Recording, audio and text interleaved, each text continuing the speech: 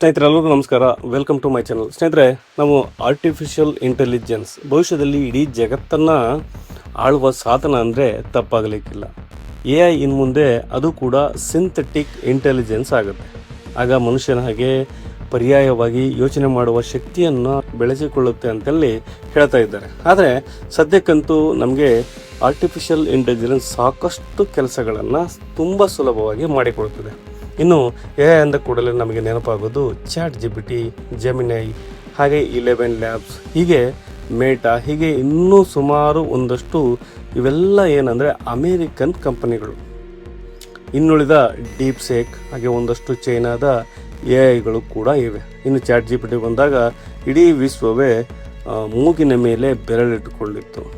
ಅದರ ಬೆನ್ನಲ್ಲೇ ಒಂದರ ಇಂದರಂತೆ ಅಮೇರಿಕ AI ಪ್ಲಾಟ್ಫಾರ್ಮ್ಗಳು ಬರ್ತಾ ಹೋದವು. ಕಳೆದ ವರ್ಷ ಚೈನಾ ಕೂಡ ಡೀಪ್ ಸೇಕನ್ನು ಬಿಡುಗಡೆ ಮಾಡಿತ್ತು. ಅದು ಕೂಡ ಅಮೇರಿಕಾದ AIಗಿಂತ 10% 20% ಕಡಿಮೆ ಖರ್ಚು ಮಾಡಿ ಅದನ್ನು ಡೀಪ್ ಸೀಕ್ ಮಾಡಿಕೊಟ್ಟಿತ್ತು. ಅದನ್ನು ಚೈನಾ ಕೂಡ ಹೆಮ್ಮೆಯಿಂದ ಹೇಳಿಕೊಂಡಿತ್ತು. ಡೀಪ್ ಸೇಕ್ ಬೆನ್ನಲ್ಲೇ ಬೈಡು, ಅಲಿಬಾಬಾ ಹಾಗೆ AIಗಳು ಕೂಡ ಬಂದವು. ಆದರೆ ಭಾರತ ಮಾತ್ರ ಈ ಪ್ರಯತ್ನಗಳನ್ನು ಮಾಡ್ತಾನೇ ಇತ್ತು ಹೊರತು ಒಂದು ಶುದ್ಧ ಸ್ವದೇಶಿ ಭಾರತದಲ್ಲಿ ಅಭಿವೃದ್ಧಿ ಹೊಂದಿದ, ಭಾರತದ ಮಾಲೀಕತ್ವದ, ಭಾರತದ ಡಾಟಾ ಮೇಲೆ ಆಧಾರಪಟ್ಟ, ಭಾರತದಲ್ಲೇ ಸಿದ್ಧಗೊಂಡ, ಭಾರತದ ಭಾಷೆಗಳಿಗೆ ಸಂಪೂರ್ಣವಾಗಿ ಸಪೋರ್ಟ್ ಮಾಡುವ ಒಂದು AIಯನ್ನು ಕೂಡ ನಮ್ಮಿಂದ ಮಾಡಲಿಕ್ಕೆ ಆಗಲಿಲ್ಲ ಅನ್ನೋ ಕೊರಗು ನಮ್ಮನ್ನು ಕಾಡ್ತಲೇ ಇತ್ತು. ಇದರ ನಡುವೆ ಒಂದಷ್ಟು AIಗಳು ಕೂಡ ಬಂದುವಾದರೂ ಅವು ಭಾರತೀಯ ಅಂತ ಅನಿಸ್ಕೊಳ್ಳಿಲ್ಲ. ಯಾಕಂದರೆ ಅವು ಕೂಡ ChatGPT ಡಾಟಾ ಮೇಲೆ ಸಿದ್ಧಗೊಂಡಿದ್ದವು. ಇನ್ನೂ ಒಂದಷ್ಟು AIಗಳು ಭಾರತದಲ್ಲಿ ಹುಟ್ಟಿಕೊಂಡವಾದರೂ ಅವು ಶುದ್ಧ ಸ್ವದೇಶಿ ಅಂತ ಅನಿಸ್ಕೊಳ್ಳಿಲ್ಲ. ಯಾಕಂದರೆ ಅವುಗಳ ಪ್ಲಾಟ್ಫಾರ್ಮ್ ಅಮೇರಿಕದಾಗಿತ್ತು. ಜೊತೆಗೆ ಅಕ್ಯುರೆನ್ಸಿಯ ಕೊರತೆ ವಿಪರೀತವಾದ ಪ್ರಮಾಣದಲ್ಲಿ ಇತ್ತು. ಸೊ ಅಮೇರಿಕಾಗೆ ಮಾಡೋದಕ್ಕೆ ಸಾಧ್ಯವಾಗಿದ್ದನ್ನು ಚೈನಾ ಕೂಡ ಮಾಡಿ ಬೀಗ್ತು. ಭಾರತಕ್ಕೆ ಯಾಕೆ ಮಾಡೋದಕ್ಕೆ ಆಗ್ತಾಯಿಲ್ಲ? ಇದು ಸಾಕಷ್ಟು ಜನರ ಮನಸ್ಸಿನಲ್ಲಿ ಪ್ರಶ್ನೆ ಕೂಡ ಆಗಿತ್ತು. ಸ್ನೇಹಿತರೆ, ಅಮೇರಿಕ ಚೈನಾ ಜೊತೆ ತಂತ್ರಜ್ಞಾನದ ವಿಷಯದಲ್ಲಿ ಭಾರತವನ್ನು ಹೋಲಿಕೆ ಮಾಡೋದಕ್ಕೆ ಹೋದರೆ ನಮ್ಮಲ್ಲಿ ಕೆಲವರು ನಗೋದಕ್ಕೆ ಶುರು ಮಾಡ್ತಾರೆ. ಅವರೆಲ್ಲ ಅವರೆಲ್ಲಿ ನಾವೆಲ್ಲಿ, ನಾವು ಚೈನಾಗಿಂತ ಎಷ್ಟು ಹಿಂದಿದ್ದೀವಿ ಗೊತ್ತಾ ಅನ್ನೋ ಪ್ರಶ್ನೆಯನ್ನು ಕೂಡ ಮುಂದಿಡೋದಕ್ಕೆ ಶುರು ಮಾಡ್ತಾರೆ. ಎಷ್ಟು ಹಿಂದಿದ್ದೀವಿ, ಯಾಕೆ ಹಿಂದಿದ್ದೀವಿ, ಹಾಗೆ ಚೈನಾದಲ್ಲಿ ಇರೋದು ನಮ್ಮಲ್ಲಿ ಇಲ್ಲದೇ ಇರೋದು ಏನು? ಈ ಪ್ರಶ್ನೆಗೆ ಅವರ ಹತ್ರ ಖಂಡಿತ ಉತ್ತರ ಸಿಗೋದಿಲ್ಲ. ನಮ್ಮ ಹತ್ರ ಇಲ್ಲದೇ ಇರೋದು, ಚೈನಾ ಬಳಿ ಇರೋದು ಸ್ವಾಭಿಮಾನ ಮತ್ತು ಸಾಧಿಸುವ ಛಲ. ಅಲ್ಲಿ ಪ್ರಜಾಪ್ರಭುತ್ವ ಇಲ್ಲ. ಹೀಗಾಗಿ ಜನರಲ್ಲಿ ಒಂದು ಶಿಸ್ತಿದೆ. ಅಲ್ಲಿ ಬ್ರೈನ್ ಡ್ರೈನ್ ಆಗೋದಕ್ಕೂ ಕೂಡ ಅವರು ಬಿಡ್ತಾ ಇಲ್ಲ. ಚೀನಿ ಇಂಜಿನಿಯರ್ಗಳು ಬುದ್ಧಿವಂತರು. ನಾನಾ ದೇಶಗಳಿಗೆ ಹೋಗಿ ಅಲ್ಲಿ ತರಬೇತಿ ಪಡ್ಕೊಂಡು ಅಲ್ಲಿ ಕಲಿತದ್ದನ್ನು ತಮ್ಮ ತಾಯಿ ನೆಲದಲ್ಲಿ ಅಭಿವೃದ್ಧಿಗಾಗಿ ಬಳಸ್ತಾರೆ. ಇನ್ನು ನಮ್ಮವರು ವಿದೇಶಗಳಿಗೆ ಹೋದರೆ ಅವರು ಅಲ್ಲಿಂದ ವಾಪಸ್ ಬರಬೇಕು ಅಂತ ಅನಿಸೋದೇ ಇಲ್ಲ. ನಮ್ಮಲ್ಲಿ ಓವರ್ ಡೆಮಾಕ್ರಸಿ ಇದೆ. ಹೀಗಾಗಿ ಇಲ್ಲಿ ಜಾತಿಯ ಹೆಸರಲ್ಲಿ, ಮತದ ಹೆಸರಲ್ಲಿ ಜಗಳಗಳು, ತುಷ್ಟೀಕರಣಗಳು ನಮ್ಮಲ್ಲಿ ಪ್ರತಿಭೆಗಿಂತ ಹಿನ್ನೆಲೆ ಮುಖ್ಯ ಆಗುತ್ತೆ. ಹೀಗಾಗಿ ಚೈನಾಗಿಂತ ನಾವು ಹಿಂದುಳಿಯಬೇಕಾಗಿ ಬಂತು. ಆದರೂ ಭಾರತ ತುಂಬ ಹಿಂದೇನೂ ಬಿದ್ದಿಲ್ಲ. ಚೈನಾ 2025ರಲ್ಲಿ ಡೀಪ್ ಸೇಕನ್ನು ರಿಲೀಸ್ ಮಾಡ್ತು. ಇದು 2026 ಭಾರತ ಕೂಡ ತನ್ನ AIಯನ್ನು ಬಿಡುಗಡೆ ಮಾಡುವ ಸಮಯ ಬಂದಿದೆ. ಅದು ಕೂಡ ಸರ್ವಂ ಅನ್ನೋ ಲಾಂಚ್ ಮಾಡಿದೆ. ಸ್ನೇಹಿತರೆ, ಇದು ಶುದ್ಧ ಸ್ವದೇಶಿ ಫೌಂಡೇಶನಲ್ AI ಮಾಡೆಲ್. ಸರ್ವಂ ಅನ್ನೋದು ಬೆಂಗಳೂರು ಮೂಲದ ಒಂದು ಜನರೇಟಿವ್ AI ಸ್ಟಾರ್ಟಪ್ ಕಂಪ್ನಿ. 2024 ಅಕ್ಟೋಬರಲ್ಲಿ ಡಾಕ್ಟರ್ ವಿವೇಕ್ ರಾಘವನ್ ಮತ್ತು ಡಾಕ್ಟರ್ ಪ್ರತೀಶ್ ಕುಮಾರ್ ಈ ಸರ್ವಮನ್ನು ಸ್ಥಾಪನೆ ಮಾಡ್ತಾರೆ. ಭಾರತೀಯ ಭಾಷೆಗಳು, ಸಂಸ್ಕೃತಿ ಮತ್ತು ಬಳಕೆದಾರರ ಅಗತ್ಯಗಳಿಗೆ ಅನುಕೂಲವಾಗುವ ಹಾಗೆ ಜನರೇಟ್ AI ತಂತ್ರಜ್ಞಾನವನ್ನು ಅಭಿವೃದ್ಧಿಪಡಿಸುವ ಕೆಲಸ ಅಲ್ಲಿಂದ ಆರಂಭವಾಗುತ್ತೆ. 1.5 ವರ್ಷದಲ್ಲಿ ಅದನ್ನು ಅವರು ಸಾಧಿಸಿದ್ದಾರೆ. ಈಗ ಸರ್ವಂ ಸಿದ್ಧಗೊಂಡಿದೆ. ಭಾರತದಲ್ಲೇ ಸಿದ್ಧಗೊಂಡ, ಭಾರತೀಯರೇ ಸಿದ್ಧಗೊಳಿಸಿ ಭಾರತೀಯ ಡಾಟಾ ಆಧಾರದ ಮೇಲೆ ಆಪ್ಟಿಮೈಸ್ ಮಾಡಲ್ಪಟ್ಟ ಜನರೇಟಿವ್ AI ಇದು. ಹೀಗಾಗಿ ಇದನ್ನು ಶುದ್ಧ ಸ್ವದೇಶಿ ಅಂತ ಕೂಡ ಹೇಳಿತ್ತು. ಇನ್ನು ಸರ್ವಂ AI ಟ್ರೂಲಿ ಸ್ಪೀಕ್ಸ್ ಇಂಡಿಯಾ ಅಂತ ಹೇಳಿಕೊಳ್ಳುತ್ತೆ. ಭಾರತೀಯ ಭಾಷೆಗಳಿಗೆ ತುಂಬ ಚೆನ್ನಾಗಿ ಸಪೋರ್ಟ್ ಕೂಡ ಮಾಡ್ತಾಯಿದೆ. ಇದರಲ್ಲಿ ಟೆಕ್ಸ್ಟ್ ಟು ಸ್ಪೀಚ್ ಇದೆ, ವಿಷನ್ ಇದೆ, ಹಾಗೆ ಸ್ಪೀಚ್ ಟು ಟೆಕ್ಸ್ಟ್ ಆಪ್ಷನ್ಸ್ ಕೂಡ ಕೊಡಲಾಗಿದೆ. ಟ್ರಾನ್ಸ್ಲೇಷನ್ ಇದೆ, ಹಾಗೆ ಚಾಟ್ ಆಪ್ಷನ್ ಕೂಡ ಇದೆ. ನೀವು ಪ್ರಶ್ನೆಗಳನ್ನು ಕೇಳಿ ಅದನ್ನು ಉತ್ತರವನ್ನು ಕೂಡ ಪಡ್ಕೋಬೋದು. ಇನ್ನು ಕಾನ್ವರ್ಜೇಷನ್ ಏಜೆಂಟ್ಸ್ ಕೂಡ ಇದರಲ್ಲಿ ವಾಯ್ಸ್ ಡಬ್ಬಿಂಗ್ ಇದೆ, ಹಾಗೆ ಇನ್ನಿತರ ಆಪ್ಷನ್ಗಳು ಕೂಡ ತುಂಬ ಇವೆ.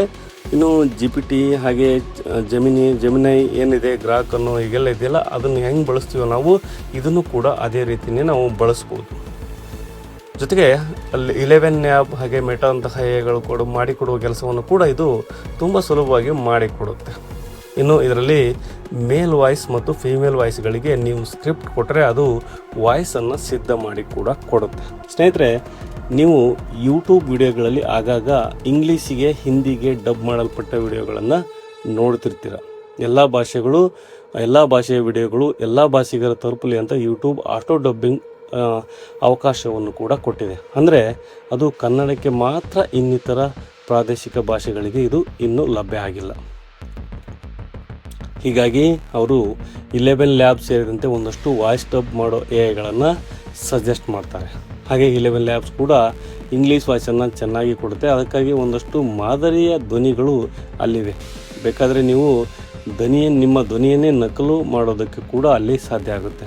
ಆದರೆ ಈ ಧ್ವನಿಯನ್ನು ಲೋಕಲೈಸ್ ಮಾಡೋದಕ್ಕೆ ಸಾಧ್ಯ ಆಗೋದಿಲ್ಲ. ಅಂದರೆ ಅದರ ಇಂಗ್ಲೀಷ್ ಉಚ್ಚಾರಣೆ ಅಮೇರಿಕ ಮತ್ತು UK ಉಚ್ಚಾರಣೆ ರೀತಿ ಇರುತ್ತೆ. ಇನ್ನು ಭಾರತೀಯ ಇಂಗ್ಲೀಷಲ್ಲಿ ಸಿಗೋದಿಲ್ಲ. ಅಷ್ಟೇ ಅಲ್ಲ, ಭಾರತೀಯ ಭಾಷೆಗಳು ಕೂಡ ಹಿಂದಿ ಬಿಟ್ಟರೆ ಬೇರೆ ಯಾವ ಭಾಷೆಯಲ್ಲಿ ಇಲ್ಲ. ಅದರ ಉಚ್ಚಾರಣೆ ಕೂಡ ಇಂಗ್ಲೀಷ್ ಸ್ಟೈಲಲ್ಲೇ ಇರುತ್ತೆ. ಅದು ಕೂಡ ಪರಿಪೂರ್ಣ ಅಂತ ಅನಿಸ್ತಾ ಇಲ್ಲ. ಇನ್ನು ಈಗ ಸರ್ವಂ ಈಗ ಬಂದಿದೆಯಲ್ಲ, ಇದು ಭಾರತೀಯ ಭಾಷೆಗಳಿಗೆ ಆದ್ಯತೆಯನ್ನು ಕೂಡ ಕೊಡೋ ಸಲುವಾಗಿಯೇ ಭಾರತದಲ್ಲಿ ಶುರುವಾಗಿದೆ. 11 ಲ್ಯಾಬ್ಸಲ್ಲಿ ನಮಗೆ ಸಿಗದ ಭಾರತೀಯ ಭಾಷೆಗಳ ಆಡಿಯೋ ಡಬ್ ನಮಗಿಲ್ಲಿ ಸಿಗುತ್ತೆ. ಹಾಗೆ ಟ್ರಾನ್ಸ್ಲೇಷನ್ ಕೂಡ ಕನ್ನಡದಿಂದ ಇಂಗ್ಲೀಷ್ ಮತ್ತು ಬೇರೆ ಭಾರತೀಯ ಭಾಷೆಗಳಿಗೆ ಕೂಡ ಇದು ಮಾಡುತ್ತೆ. ChatGPT, DeepSeek, ಗ್ರಾಕ್ ಮುಂತಾದ ಎಐಗಳಿಗೆ ಹೋಲಿಸಿದ್ರೆ ಇದರ ಕನ್ನಡ ತುಂಬಾ ಚೆನ್ನಾಗಿದೆ.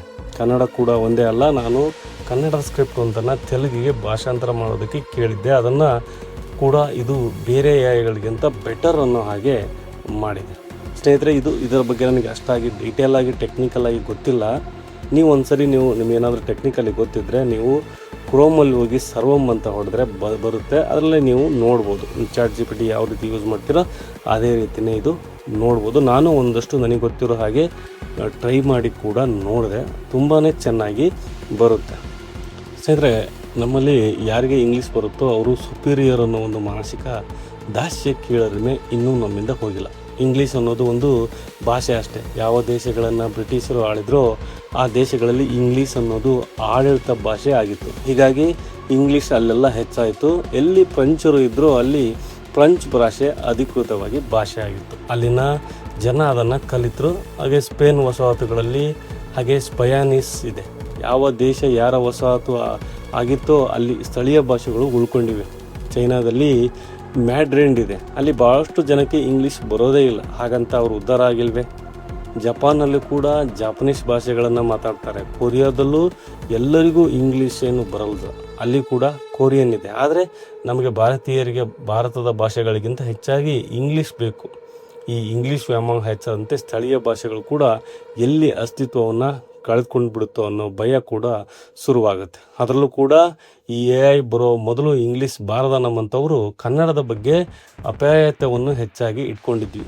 AI ಬಂದ ಮೇಲೆ ನಮಗೂ ಕೂಡ ಇಂಗ್ಲೀಷ್ ಬರುತ್ತೆ ಅಂತ ತೋರಿಸಿಕೊಳ್ಳೋ ಚಟಕ್ಕೆ ಬಿದ್ದು ಎಲ್ಲಿ ಕನ್ನಡವನ್ನು ಮರೆತು ಬಿಡ್ತೀವೋ ಅಂತ ಅನಿಸ್ತಾ ಇದೆ. ಅದಕ್ಕಾಗಿಯೇ ಇಂಗ್ಲೀಷ್ ಮೀಡಿಯಮ್ಗಳಿಗೆ ಕನ್ನಡ ಕಲಿಸೋರು ಯಾರು ಅನ್ನೋ ಪ್ರಶ್ನೆ ಕೂಡ ಕಾಡ್ತಾ ಇದೆ.